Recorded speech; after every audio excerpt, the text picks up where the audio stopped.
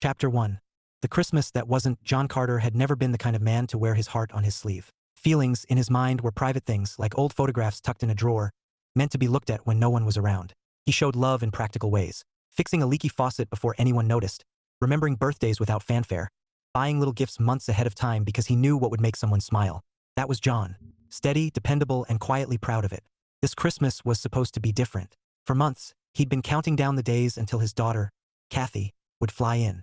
He'd imagined her laughter echoing through his apartment, the way her small hands would tug at his sleeve when she wanted to show him something. He'd even taken vacation days, just to make sure he could spend every moment with her.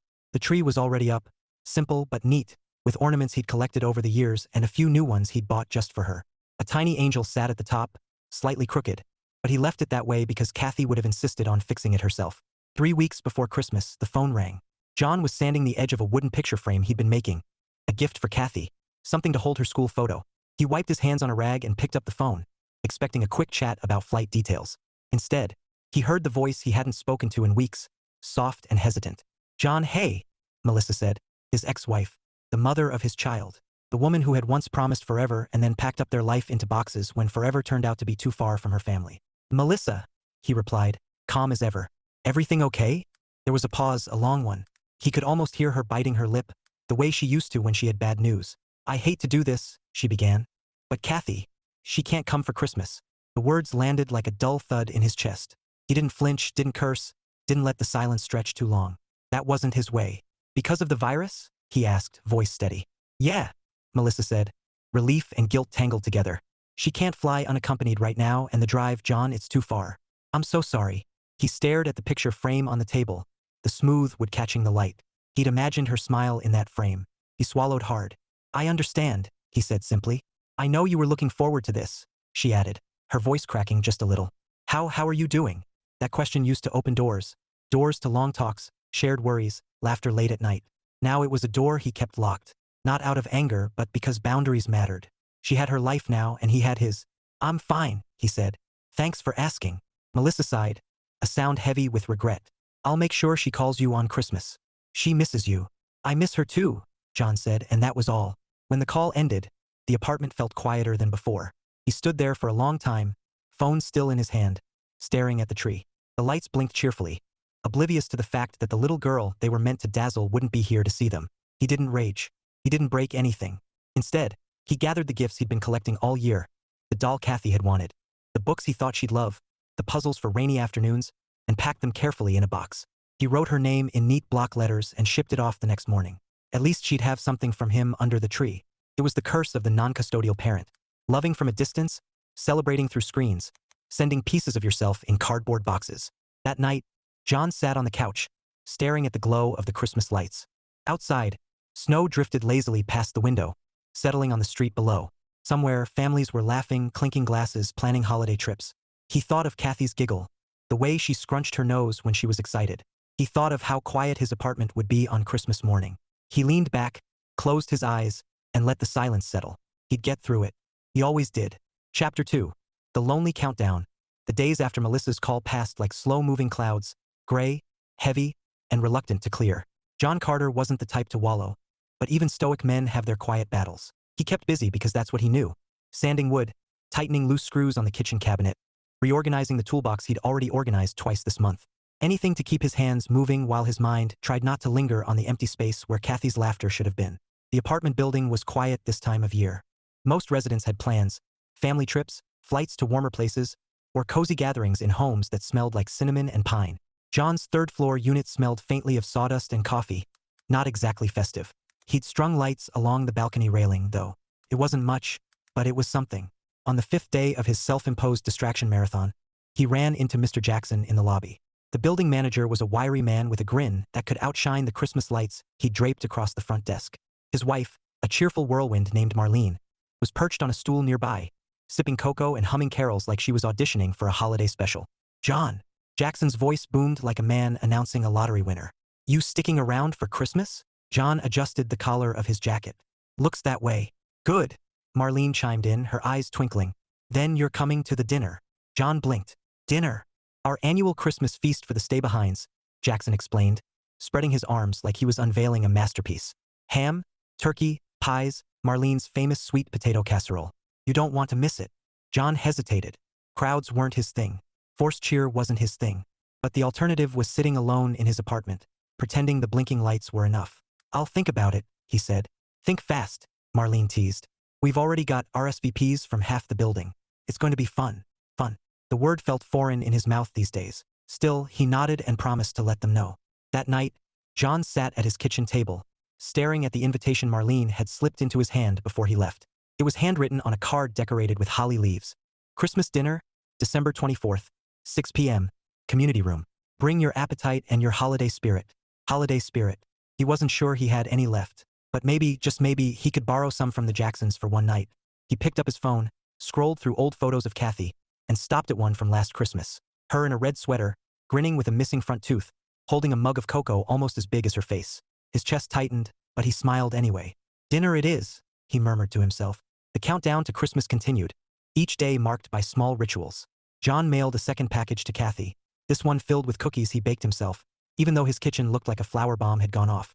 He called her every evening, listening to her chatter about school and snow, and the puppy her mom's new husband had bought. He laughed in all the right places even when it stung. And slowly, the idea of that dinner began to feel less like an obligation and more like a lifeline. A chance to be around voices, laughter, maybe even a little chaos. Something to remind him that life didn't stop just because plans did. On December 23rd, he pulled his one decent sweater from the closet. A deep green one Kathy had picked out for him 2 years ago. He ran a hand over the soft fabric and smiled faintly. Guess you're up, he said to the sweater, as if it were an old friend. By the time Christmas Eve rolled around, John felt a flicker of something he hadn't felt in weeks. Anticipation. Not the kind that came with gifts or family traditions, but the kind that whispered maybe, just maybe, tonight wouldn't be so bad. He didn't know yet that tonight would change everything. Chapter 3. The dinner surprise. The community room smelled like cinnamon and roasted turkey, the kind of scent that wrapped around you like a warm blanket. John Carter paused at the doorway, adjusting the green sweater Kathy had picked out years ago. He wasn't nervous, at least that's what he told himself, but his hand lingered on the doorframe a second longer than necessary. Inside, the room buzzed with laughter and clinking glasses. Strings of lights looped across the ceiling, casting a soft glow over tables dressed in red and gold. Marlene Jackson was in her element, darting between guests with a tray of cookies, her holiday earrings jingling like tiny bells. Mr. Jackson stood near the buffet, carving ham with the precision of a surgeon and the grin of a man who loved his work. John scanned the room for an empty seat. Most tables were full, neighbors chatting, plates piled high, the hum of holiday cheer filling every corner. He spotted a chair at the far end, next to a woman with chestnut brown hair pulled into a loose bun and a little girl perched beside her, swinging her legs like she was trying to launch herself into orbit. He made his way over, nodding at familiar faces. The woman looked up as he approached, her eyes warm but a little tired, the kind of tired that came from juggling too much and still managing to smile through it. Mind if I sit? John asked. Not at all, she said, her voice smooth, carrying a hint of amusement. We could use some company. He slid into the chair, offering a polite smile. John Carter. Alexis Ray, she replied, then gestured to the little whirlwind beside her. And this is Vicky. Vicky turned toward him with the intensity of a detective about to crack a case. Hi, do you like dogs? I like dogs. I want a dog, but Mom says we have to wait because our apartment is too small. But I think dogs don't care about space because they just want love and food and… Vicky? Alexis said gently, placing a hand on her daughter's arm. Let Mr. Carter eat first. John chuckled, the sound surprising even himself. It's fine, he said, picking up his fork. Honestly, that's the most interesting conversation I've had in weeks. Vicky beamed like she'd just won a medal. Do you like Christmas? I love Christmas. My favorite part is the lights, and the cookies, and the presents. What's your favorite part? John thought for a moment, then smiled faintly. The tree, he said. Always the tree. Do you have a big tree? Vicky asked, eyes wide. Not too big, John said. But it's got a lot of lights. Lights are the best, Vicky declared, then launched into a story about her school's holiday play, complete with dramatic hand gestures and sound effects. John listened, amused, nodding at all the right moments. Her energy was like a spark in the quiet corner of his mind that had been dim for weeks. Alexis watched the exchange, her lips curving into a smile. Sorry, she said softly. She tends to adopt people. I don't mind, John replied. It's nice. For the first time in days, he meant it. The dinner rolled on with laughter and clinking glasses. Marlene stopped by their table twice, insisting John try her sweet potato casserole. It'll change your life. Mr. Jackson cracked jokes loud enough to make half the room groan and the other half laugh until they cried. John found himself relaxing, the weight in his chest easing with every passing minute. At one point, Alexis asked, So, John, you've been in the building a while, right? Couple of years, he said. You? 6 months, she replied, still figuring out the quirks. Like how the heat works only when it feels like it. John smirked. Yeah, it's got a personality. They shared a laugh, easy and unforced. For a moment, John forgot about the empty apartment waiting for him upstairs. Forgot about the box of gifts already on its way to another state. Forgot about the ache that had been his shadow since Melissa's call. When the dinner wound down and people began gathering coats and leftover pie, Vicky tugged at his sleeve. You should come see our tree, she said earnestly. It's the best one. John glanced at Alexis, who looked half apologetic, half amused. She's persistent, Alexis said. John smiled. Maybe I will. As he walked back to his apartment later, the hallway seemed brighter somehow. Maybe it was the lights. Maybe it was the laughter still echoing faintly from the community room. Or maybe it was the thought of a little girl who believed trees were magic and a woman whose smile lingered in his mind longer than he expected. For the first time in weeks, Christmas didn't feel quite so empty. Chapter 4. Snowfall and Small Talk. The night after the Christmas dinner, the building was quiet again, but not in the same way. John Carter felt lighter somehow, like the laughter from the community room had seeped into the walls and softened the edges of his solitude. He'd spent the day tinkering with a small wooden jewelry box, another project to keep his hands busy, but his mind kept circling back to Alexis Ray and her daughter, Vicky. Persistent little thing, he thought with a faint smile, remembering how she declared their tree the best one. He hadn't promised to visit, but he hadn't said no either. By evening, snow began to fall in lazy spirals outside his window, frosting the streetlights and turning the world into something out of a postcard. John decided to take a walk. Fresh air, he told himself. Nothing more. He zipped up his coat and stepped into the hallway, boots crunching softly against the carpet. As he rounded the corner near the stairwell, he nearly collided with someone coming the other way. A woman in a navy coat, scarf tucked neatly around her neck, hair escaping her bun in soft wisps.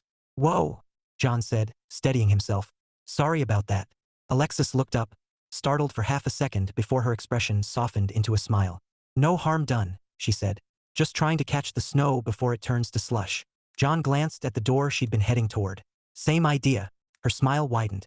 Great minds. For a moment, they stood there, the quiet hum of the building around them, the faint scent of pine drifting from someone's apartment. Then Alexis tilted her head toward the door. Walk together? John hesitated, not because he didn't want to, but because it had been a long time since anyone asked him something that simple. He nodded. Sure. Outside, the cold nipped at their cheeks, but the snow softened everything. The street, the parked cars, even the sharp edges of the city beyond. They walked side by side, boots crunching in rhythm, their breath puffing in little clouds. So, Alexis began, her tone light. Did you survive the casserole? John chuckled. Barely. Marlene wasn't kidding. It's life-changing. She takes her food seriously, Alexis said, laughing. I think she threatened someone last year for skipping dessert. John smirked. Sounds about right. They walked a few steps in comfortable silence before Alexis spoke again. You've been here a while, right? I feel like I've seen you in passing. But 2 years, John said. Moved in after things changed. Alexis glanced at him, curiosity flickering in her eyes, but she didn't press. Instead, she said, I'm still adjusting. 6 months in and I still can't figure out the heating system. John grinned. It's got a personality. Best trick is to sweet-talk it. She laughed, the sound warm against the cold night. I'll keep that in mind. They reached the end of the block, where a small park sat under a blanket of snow. The swings were empty, chains glistening like silver threads. Alexis paused, looking at the quiet scene. Vicky would love this, she said softly. She's obsessed with snow. John smiled faintly. Kids usually are. Alexis turned to him, her expression gentle. You have kids? The question landed like a pebble in still water, small, but rippling. John nodded. A daughter, Kathy. She's 8. Alexis's eyes softened. That's a fun age. Yeah, John said quietly. She was supposed to be here for Christmas. Alexis didn't ask why she wasn't. She didn't offer platitudes or awkward sympathy. She just nodded, her voice calm when she said, That must be hard. John met her gaze, surprised by the simplicity of it, the way she acknowledged the weight without trying to lift it. It is, he admitted. For a moment, they stood there, snowflakes drifting between them like tiny sparks. Then Alexis smiled again, lighter this time. Well, if you ever need a dose of chaos, Vicky's happy to provide. John chuckled. I'll keep that in mind. They turned back toward the building, conversation flowing easier now, about favorite holiday movies, the best cocoa in town, the mystery of why the elevator always creaked on Tuesdays. By the time they reached the lobby, John felt something he hadn't felt in weeks, the quiet hum of connection. Thanks for the walk, Alexis said, pulling off her gloves. It was nice. Yeah, John replied, and meant it. It was. As she headed toward the stairs, Vicky's voice floated down from somewhere above, high-pitched, excited, calling for her mom. Alexis glanced back, smiling. Duty calls. John watched her go, the sound of laughter trailing behind her like a ribbon. Then he stepped into the elevator, the faintest curve of a smile tugging at his lips. Maybe Christmas wasn't done surprising him yet.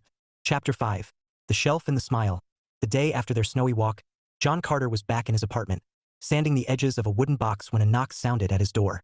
He wiped his hands on a rag and opened it to find Alexis standing there, bundled in a soft gray sweater, her cheeks pink from the cold. "Hey," she said, offering a sheepish smile. "Sorry to bother you. Do you happen to know anything about shelves?" John raised an eyebrow. "Shelves? Yeah," she said, exhaling a laugh. "One of mine decided to give up on life. It's hanging by a thread, and I'm afraid if I put anything on it, it'll take the wall down with it." John glanced at the rag in his hand, then back at her. "I can take a look." Her relief was instant, brightening her face. "Really? Thank you. I was about to call maintenance, but Jackson said they're swamped." "Lead the way," John said, grabbing his small toolkit from the closet. Alexis's apartment was warm and cozy, the scent of vanilla candles mingling with something faintly citrus. A small tree stood in the corner, decked with colorful ornaments and a crooked star that looked like it had been placed by enthusiastic little hands. Vicky was sprawled on the rug, coloring a picture of a snowman with a grin that stretched ear to ear. "Hi, Mr. Carter," she chirped, waving a crayon like a magic wand. "Did you come to see our tree?" John smiled. "Looks great. It's the best one," Vicky declared proudly, then went back to her masterpiece. Alexis led him to the culprit, a shelf in the living room that leaned like it had been through a storm. "See?" she said, gesturing at the screws barely clinging to the wall. "I swear I didn't overload it." John crouched down, inspecting the damage. "Looks like the anchors weren't strong enough. Easy fix." "You make it sound simple," Alexis said, amused. "It is," John replied, pulling out a screwdriver. "Just needs better support." As he worked, Alexis hovered nearby, occasionally handing him tools when he asked. Their conversation flowed easily, about the quirks of the building, favorite holiday traditions, and the eternal debate over whether real trees were worth the mess. "Fake trees," John said firmly, tightening a screw. "Less hassle." "Real trees," Alexis countered, grinning. "They smell like Christmas." John smirked. "They also shed like crazy." "Worth it?" she said, her eyes sparkling with playful defiance. He chuckled, shaking his head. "Agree to disagree." Vicky popped up beside them, holding her drawing. "Look, it's you and Mom and me and the tree." She pointed at 3 stick figures, one noticeably taller than the others. "You're the one with the big smile." John stared at the picture, something warm stirring in his chest. "Nice work," he said, his voice softer than before. Vicky beamed. "I'm gonna put it on the fridge." As she scampered off, Alexis watched her with a fond smile, then turned back to John. "Thanks for doing this," she said quietly. "I know it's just a shelf, but it's no trouble," John said, finishing the last screw. "Better than watching TV." She laughed. "Well, if you ever get bored, I have a wobbly chair too." John grinned. "Careful, I might take you up on that." When the shelf was secure, John packed up his tools. Alexis walked him to the door, her expression warm. "Seriously, thank you," she said. "You saved me from a disaster." "Happy to help," John replied. As he stepped into the hallway, he realized something unexpected. He wasn't thinking about the empty apartment waiting upstairs. He was thinking about a crooked star, a stick figure drawing, and a smile that lingered longer than it should. Chapter 6. A Twist of Fate. 2 days before Christmas, John Carter was halfway through his second cup of coffee when his phone buzzed. He glanced at the screen, expecting a delivery notification or a reminder about the building's trash schedule. Instead, it was a text from an unfamiliar number, though the name attached made him pause. "Alexis Ray. Hey, hope I'm not bothering you. Vicky and I are heading to the Christmas market downtown this afternoon. She asked if you'd like to come along." "No pressure, just thought I'd ask." John stared at the message, the steam from his coffee curling upward like a question mark. He wasn't used to invitations. Most of his social calendar consisted of work meetings and the occasional beer with a colleague. But the thought of spending another day alone in his apartment, pretending the blinking lights were enough, well, that didn't sound appealing. He typed back before he could overthink it. "Sure. What time?" The market was a swirl of color and sound. Twinkling lights strung across wooden stalls, the scent of roasted chestnuts mingling with peppermint, carolers singing in harmonies that floated through the crisp winter air. John spotted Alexis and Vicky near a cocoa stand, Vicky bouncing on her toes like a wind-up toy. "Mr. Carter," she squealed when she saw him, waving so hard her mitten nearly flew off. "You came." John smiled, the corners of his mouth tugging upward almost involuntarily. "Wouldn't miss it." Alexis turned, her face lighting up in a way that made the cold feel less sharp. "Hey," she said, pulling her scarf tighter. Glad you could join us. Glad you asked, John replied. They started with cocoa because Vicky insisted it was the law of Christmas markets. John handed over a few bills and received a steaming cup topped with whipped cream and a candy cane. Vicky's cocoa lasted approximately 30 seconds before she managed to spill half of it down her coat. Oh no, Alexis exclaimed, grabbing napkins while Vicky giggled like it was the funniest thing in the world. John crouched down, helping blot the mess. Battle scars, he said with a grin. Proof you had fun. Vicky beamed. Exactly. From there, the afternoon unfolded like a series of small, unexpected joys. They wandered past stalls selling handmade ornaments and knitted scarves. Vicky dragged them to a booth where you could decorate gingerbread cookies, and John found himself carefully piping icing onto a cookie shaped like a snowflake while Vicky critiqued his technique. You need more sprinkles, she declared, dumping half the jar onto his creation. Guess I'm going for the glitter bomb look, John said dryly, earning a laugh from Alexis that warmed him more than the cocoa. At one point, a sudden gust of wind sent a flurry of snow swirling through the market, knocking a vendor's sign clean off its hook.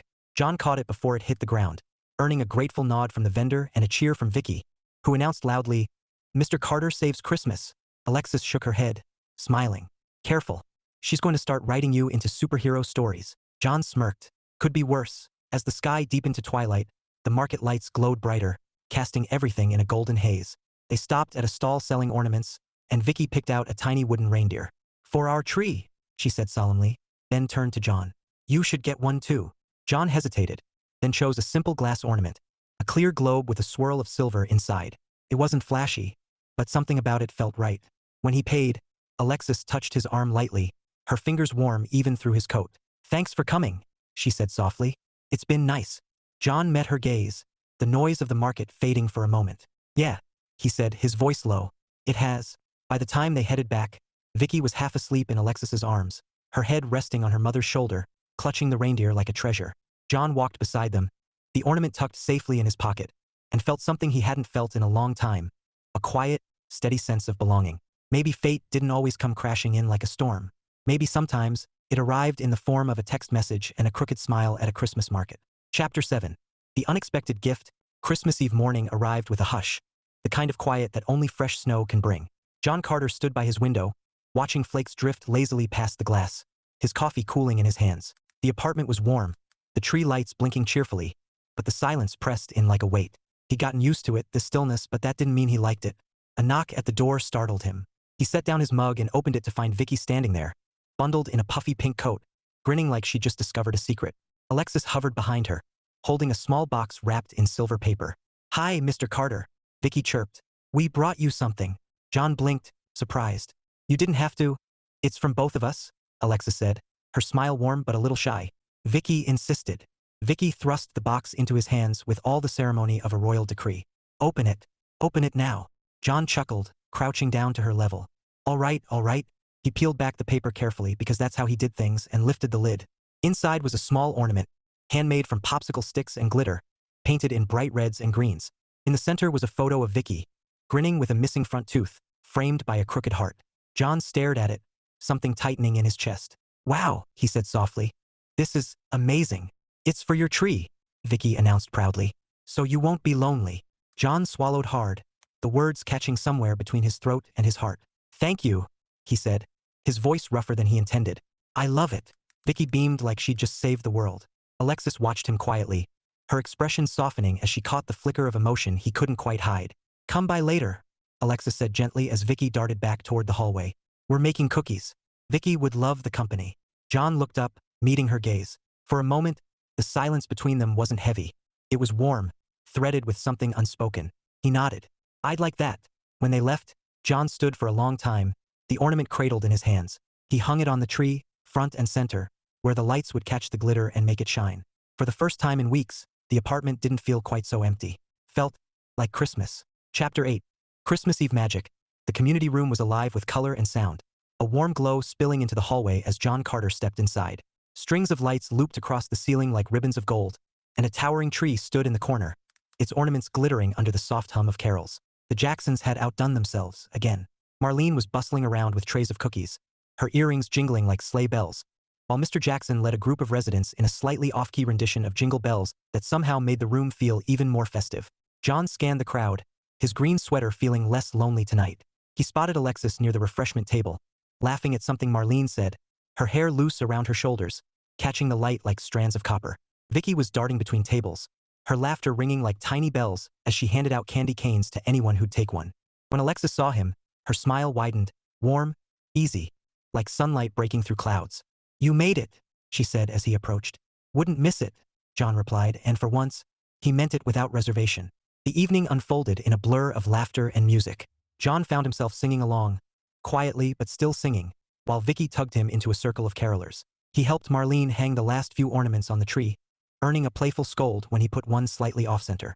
And somewhere between the cocoa refills and the gingerbread tasting contest, which Vicky declared herself the winner of, naturally, John realized he was happy. Not just content, not just distracted, genuinely, deeply happy. Later, as the crowd thinned and the carols faded into soft background music, John stepped toward the doorway, ready to call it a night. Alexis was there, shrugging into her coat, her cheeks flushed from laughter and the warmth of the room. Above them, a sprig of mistletoe dangled from the archway, courtesy of Marlene, no doubt.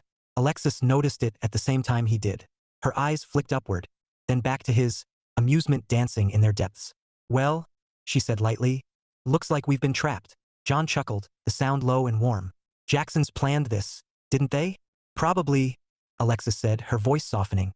"They're relentless." For a moment, they stood there, the hum of conversation fading, the glow of lights painting everything in gold. John wasn't a man who rushed things, he never had, but something about this moment felt inevitable, like snow falling on Christmas Eve. He leaned in slowly, giving her every chance to pull away. She didn't. Her breath mingled with his, warm against the winter chill. And then their lips met, soft, tentative. A kiss that felt less like fireworks and more like the quiet promise of something lasting. When they parted, Alexis smiled, her cheeks pink for reasons that had nothing to do with the cold. "Merry Christmas, John." "Merry Christmas," he said, his voice low, steady, but threaded with something new, hope. As he walked back to his apartment later, the mistletoe moment replayed in his mind, not as a surprise but as a turning point. For the first time in years, Christmas didn't feel like a season he endured. It felt like the beginning of something he hadn't dared to imagine. Chapter 9. The call. The community room was still glowing with warmth when John Carter felt his phone buzz in his pocket. He excused himself from a conversation with Mr. Jackson, who was passionately debating whether eggnog was a gift or a curse, and stepped toward a quieter corner near the tree. The screen lit up with a name that made his chest tighten. Kathy. For a second, he just stared, the hum of carols fading behind him. Then he swiped to answer, and her face filled the screen, grinning, gap-toothed, framed by twinkling lights in the background. "Daddy!" she squealed, her voice bright enough to cut through every shadow in his heart. John smiled so wide it almost hurt. "Hey, Peanut. Look at our tree." Kathy turned the camera, showing a tall pine decked in ornaments and tinsel. "Mom let me put the star on top. And guess what? I got your box. The doll is perfect. And the puzzles. And the books. Daddy, thank you." John swallowed hard, his voice steady even as his throat tightened. "I'm glad you liked them, sweetheart." Behind Kathy, Melissa appeared briefly, waving with a polite smile. "Merry Christmas, John."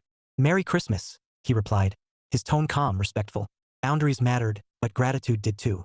"Daddy, what are you doing?" Kathy asked, her eyes curious. "I'm at a Christmas party," John said, turning the camera slightly to show the glowing tree behind him. "With some neighbors." "Cool," Kathy said, her excitement bubbling over. "Can I see?" Before John could answer, a small voice piped up beside him. "Is that your daughter?"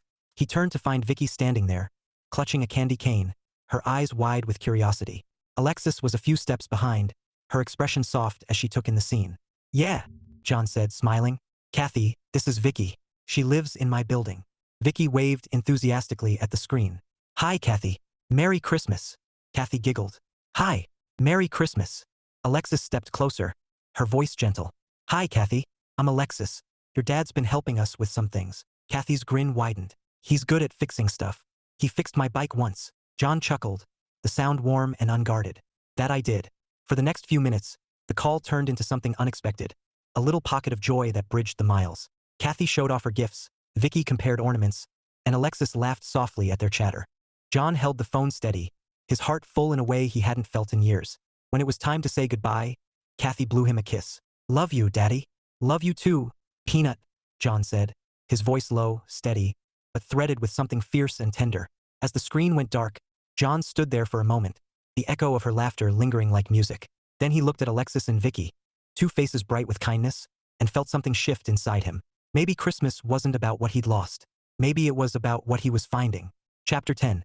Christmas morning, John Carter woke to the soft glow of winter sunlight filtering through his blinds. For a moment, he lay still, listening to the quiet hum of the building, the distant sound of laughter drifting from somewhere down the hall. Christmas morning. It had always been Kathy's day. The squeal of excitement, the rustle of wrapping paper, the smell of pancakes in the kitchen. Today, the apartment was silent, but the ornament Vicky had made glittered on his tree, catching the light like a promise. He was halfway through his first cup of coffee when another knock came at the door. He opened it to find Alexis standing there, her hair pulled back in a loose ponytail, cheeks pink from the cold. Vicky peeked out from behind her, clutching a stuffed reindeer like it was her co-pilot. "Merry Christmas," Alexis said, her smile warm enough to melt the frost on the windows. "We were wondering if you'd like to join us for breakfast." John blinked, surprised. "Breakfast? Pancakes," Vicky announced proudly. "With sprinkles." John chuckled, the sound low and easy. "Hard to say no to sprinkles." "Then come on," Alexis said, her eyes bright. "It's just us. No pressure." John hesitated for half a second, old habits, old walls, but then he grabbed his sweater and followed them down the hall. Alexis's apartment smelled like vanilla and cinnamon, the kind of scent that wrapped around you like a hug. The tree twinkled in the corner, Vicky's crooked star still reigning supreme. A stack of presents sat under it, wrapped in colorful paper, and the kitchen counter was a cheerful mess of bowls, batter, and rainbow sprinkles. "Grab a seat," Alexis said, flipping a pancake with practiced ease. "Coffee's fresh." John settled at the table, watching Vicky chatter as she arranged plates like a tiny hostess. "You get the big one," she told him solemnly, sliding a plate toward him. "Because you're tall." John smiled. Fair enough. Breakfast was chaos in the best way. Vicky insisting on extra sprinkles, Alexis laughing as she tried to keep the syrup from flooding the table, John adding his quiet humor to the mix. For the first time in years, Christmas morning didn't feel like something he was surviving. Felt alive. After pancakes came presents. Vicky tore through hers with the enthusiasm of a small tornado, squealing over a new art set and a plush unicorn. Then she darted to the tree and grabbed a small bag, thrusting it at John. "This one's for you," she declared. John opened it slowly, revealing a pair of knitted gloves, soft, warm, in a deep forest green. "Wow," he said, his voice low. "These are great. Mom made them," Vicky announced proudly. "I helped pick the color." John looked up, meeting Alexis's gaze. She shrugged, a little shy. "Figured you could use something warm." John smiled, something deep and quiet settling in his chest. "Thank you," he said, and meant it more than she could know. When the last ribbon was tossed aside and the cocoa mugs were empty, John leaned back in his chair, watching Alexis laugh as Vicky tried to balance a candy cane on her nose. The room glowed with soft light, the tree shimmering in the corner, and for the first time in years, he felt like he belonged somewhere on Christmas morning. Not as a visitor, not as a man counting the hours until the day was over. As part of something. Chapter 11. The confession. The city was hushed under a blanket of snow, the kind that muffled every sound and made the world feel softer. John Carter walked beside Alexis along the quiet street, their boots crunching in rhythm, breath curling into the cold night air. Christmas Day had slipped into evening, and the glow of holiday lights shimmered against the frost like tiny stars. They'd left Vicky with Marlene for a movie night, Kid Paradise, Marlene had called it, giving Alexis and John a rare pocket of quiet. Neither had rushed to fill it. Sometimes silence said more than words. "You know," Alexis said finally, her voice low, thoughtful, "I wasn't sure about moving here. 6 months ago, I felt like I was starting over with nothing." John glanced at her, the street lamp catching the copper strands in her hair. "Starting over's hard," he said quietly. "I know." She looked at him then, her eyes searching his face. "You do, don't you?" John hesitated, his hands deep in his coat pockets. He wasn't a man who spilled his story easily, but something about the way she asked, gentle, without pity, made the words come. "My ex-wife and I, we tried," he said slowly. "But she needed her family, and I couldn't give her that without losing everything else. So she left, took Kathy with her." Alexis's expression softened, her steps slowing. "That must have been lonely." John nodded, his throat tight. "It was. Still is sometimes." He exhaled, watching his breath vanish into the cold. "I thought I had it figured out, work, routine, visits with Kathy. Then this year." He shook his head, a humorless smile tugging at his mouth. "Plans fell apart." Alexis stopped walking, turning to face him fully. "And yet," she said softly, "you're here. You didn't shut the world out." John met her gaze, something raw and honest flickering in his chest. "I wanted to," he admitted. "But then you, and Vicky." He trailed off, searching for words that didn't sound like a confession and yet were nothing else. "You made it easier to breathe." For a moment, the only sound was the whisper of snow falling around them. Then Alexis reached out, her gloved hand brushing his arm. A simple touch, but steady, grounding. "You're a good man, John," she said, her voice barely above a whisper. "And you deserve more than just breathing. He looked at her, really looked, and saw not just kindness but strength. The kind that comes from rebuilding, from carrying weight and still finding ways to laugh.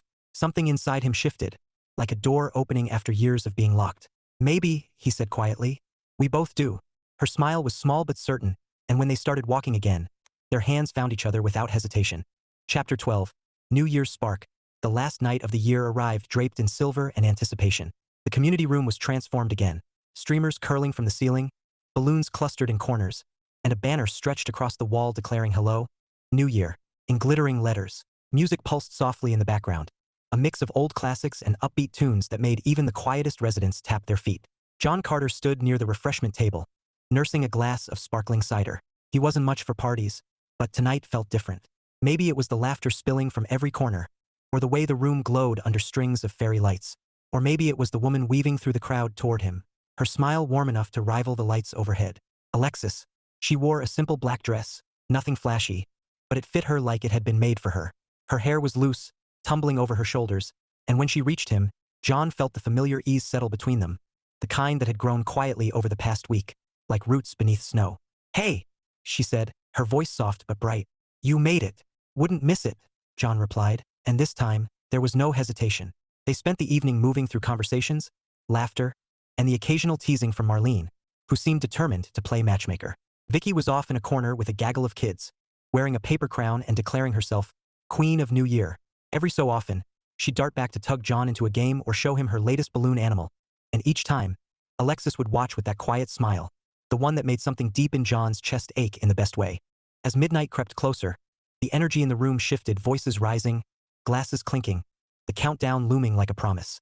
John found himself standing near the big window, Alexis beside him, the city lights glittering beyond the glass like scattered stars. Hard to believe it's almost here, Alexis murmured, her breath fogging the pain. Yeah, John said, his voice low. Feels like this year lasted a decade. She laughed softly. And yet, it ended better than it started. John turned to her, catching the way her eyes reflected the glow of the lights. It did, he said, and meant every word. The countdown began. 10, 9, 8, and the room erupted in cheers. Alexis shifted closer, her shoulder brushing his, and John felt the hum of something electric, something inevitable. When the final numbers rang out, 3, 2, 1, the room exploded in shouts of Happy New Year. Balloons bounced, confetti rained down, and somewhere, a cork popped like a firecracker. John looked at Alexis. She looked at him, and in that suspended moment, with laughter swirling around them and the promise of a new year hanging in the air, he leaned in. The kiss wasn't rushed. It wasn't loud or showy. It was soft, steady. A meeting of two people who had spent years carrying quiet weight and were finally ready to set it down. Her lips were warm against his, her hand finding his like it had always belonged there. When they pulled back, Alexis smiled, cheeks flushed, eyes bright. Happy New Year, John. Happy New Year, he said, his voice low, threaded with something new. Hope, and maybe even joy. As the cheers faded into laughter and music, John realized something simple and profound. Sometimes, the best beginnings come disguised as endings. And sometimes, all it takes is one unexpected Christmas to change everything. Chapter 13. A fresh start. The first week of January arrived with a quiet kind of hope, the kind that doesn't shout but hums softly beneath the surface, steady and sure. Snow still clung to the edges of the sidewalks, glittering under pale winter sunlight, and the building had settled back into its usual rhythm. But for John Carter, nothing felt quite the same. He stood in his apartment, packing away the last of the Christmas decorations. The tree lights blinked one final time before he unplugged them, and his gaze lingered on the ornament Vicky had made, the popsicle stick frame with her smiling face. He didn't box it up. Instead, he placed it on the bookshelf, front and center, like a reminder of something good that had begun. His phone buzzed on the counter. A message from Alexis. Coffee later? My treat. Vicky says you owe her a rematch in Candyland. John smiled, the kind of smile that reached his eyes. He typed back, deal. But fair warning, I play to win. Later, as he walked down the hall toward Alexis's apartment, he felt something he hadn't felt in years, anticipation without dread. The door opened before he knocked, and there she was, hair pulled back, eyes bright, laughter already dancing at the edges of her smile. Vicky popped into view, waving a deck of cards like a battle flag. Ready to lose? She challenged. John chuckled. We'll see about that.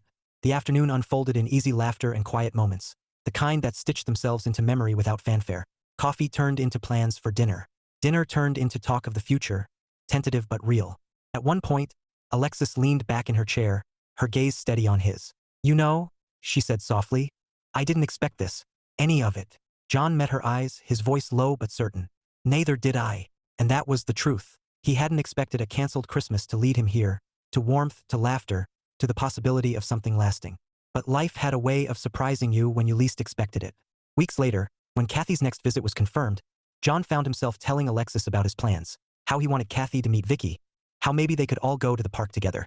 Alexis smiled, her hand brushing his in that quiet, familiar way that said more than words ever could. For the first time in a long time, John didn't feel like he was starting over alone. He felt like he was building something, slowly, carefully, but with hope threaded through every step. And as winter melted into the promise of spring, John Carter realized something simple and profound. Sometimes, the best gifts aren't wrapped in paper or tied with ribbon. Sometimes, they arrive in the form of a knock at the door, a crooked star on a tree, and a kiss under mistletoe that feels like the beginning of forever.